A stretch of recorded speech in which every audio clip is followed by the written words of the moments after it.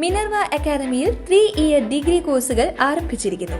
Medical lab technology, operation theatre technology, cardiac care technology, dialysis technology, hospital sterilisation (CSSD), radiology technology, optometry technology കൂടാതെ hospital management MBA കോഴ്സുകളും ആരംഭിക്കുന്നു.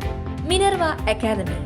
Contact number 9995373833 അല്ലെങ്കിൽ 9895841933.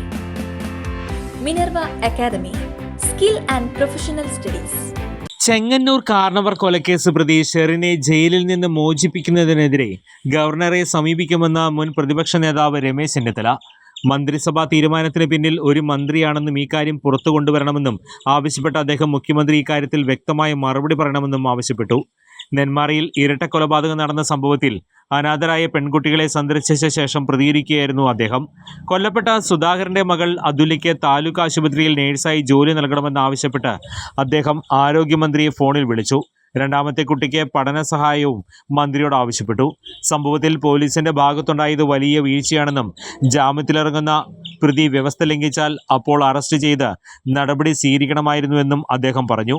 Nursing പാസ്സായ കുട്ടിക്ക് ജില്ലാ ആശുപത്രിയിൽ ജോലി നൽകാമെന്ന് വീണ ജോർജ് സമ്മതിച്ചുവെന്നും ഗാന്ധിഗ്രാം പദ്ധതിയിൽ നിന്ന് 50,000 രൂപ നൽകുമെന്നും നാട്ടുകാർക്കെതിരെ കേസ് അനാവശ്യമെന്നും അദ്ദേഹം പറഞ്ഞു. കൂടുതൽ വാർത്തകൾക്ക് ഞങ്ങളുടെ ചാനൽ സബ്സ്ക്രൈബ് ചെയ്യുക. ഫേസ്ബുക്ക് ഫോളോ അപ്പ് ചെയ്യുക. വാർത്തകൾ വേഗത്തിലറിയാൻ Anytime News.